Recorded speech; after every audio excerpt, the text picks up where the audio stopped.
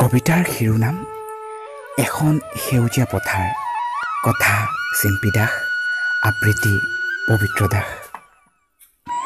মেঘমুক্ত নীলা আকাশৰ তলত কৃষকৰ এখন বিশাল পথাৰ। আকাশ, বতাহ আৰু নদীৰ সৈতে এৰুৱাব নোৱাৰাকৈ আজন্ম চিনাকি। সেইখনেই হৈছে কৃষকৰ সেউজী পথাৰ। খেতিয়কৰ পুৰঠ হাতৰ পৰশত শিৰলুত সাৰ পাই উঠে খেতিয়কৰ মনে কৰা সপোনবোৰ। সেউজীয়াকৈ হাঁহিটো মাৰি পথাৰখন সজীৱ হৈ উঠে আৰু চলমান হৈ পৰে গাঁৱলীয়া জীৱনবোৰ।